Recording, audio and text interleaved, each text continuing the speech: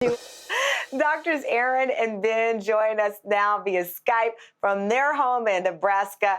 So good to talk to you. Erin, you are a woman of my own soul. You wanted the goat. I've been trying to convince my husband, Stephen, I want a donkey. And when I tell you I'm serious about it, I want a donkey so bad. And I totally relate to maybe I'll be single if my husband doesn't agree to it. That is adorable. The series is a hit. You've captured the hearts. I think 3.7 million viewers. The show is coming back for season 2.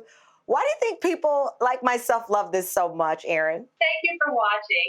And just talk to me after. We'll definitely, I'll get you some great pointers on how to make sure that donkey happens. But our show is about family. It certainly, is based upon our business of veterinary medicine and the care we provide for animals, which is very universal. But I think what really resonates with a lot of people is that it showcases, what a normal family is about, and what, we all have good days and bad days, and we're parents first and foremost, and trying to raise 2 kids, and I think people just relate to that. It is so cool, Ben. I mean, you grew up in a family of veterinarians. You know this. When you ask kids, what do you want to be when you grow up? If you're 5, you're going to say a firefighter, a police officer, or a veterinarian. It is always on the top list. And here, this was really in your blood growing up helping animals. I'm a very lucky guy. I got to grow up with a dad who's a vet. His dad was actually a farmer. Animals have been in our family for many generations. It's amazing. Lots and lots of kids want to be vets. It's not for everybody.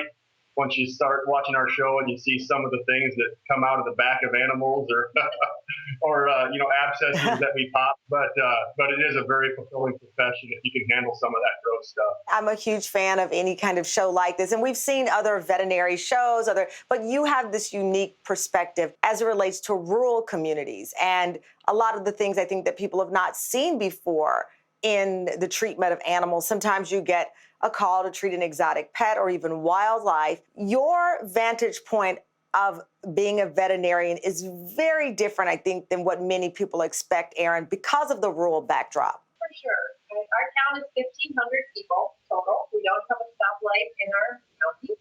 And so really we're the first line of defense. If someone has a sick animal, no matter what it is, we're certainly going to see it. We're going to triage it, do our best. And that's what makes it very unique. In large cities, there's specialists.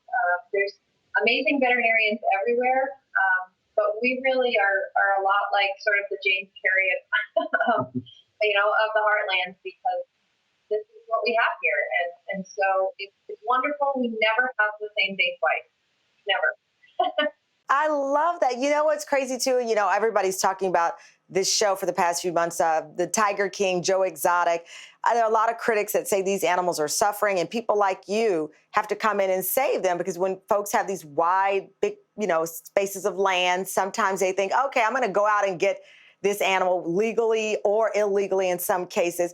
And then people like you have to come in and save these animals. And that got lost, I think, in that whole Joe Exotic phenomenon, the reality of what you and Erin face with this, Ben. If you get an animal, you have to be 100% all in. And you have to have the resources and you have to have the capability of taking care of the animal the best you can.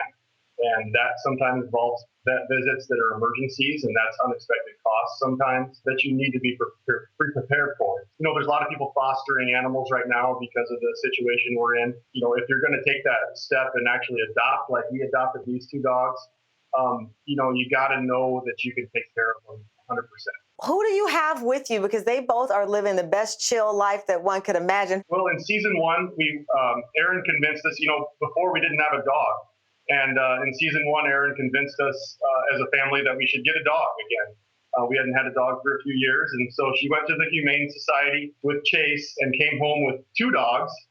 And I kind of freaked out for about 1 second. And these are the best thing that has ever happened to our family. And this is Skittle, and this is Happy. And they were a bonded pair. They were surrendered from a family who could unfortunately no longer care for them. Oh.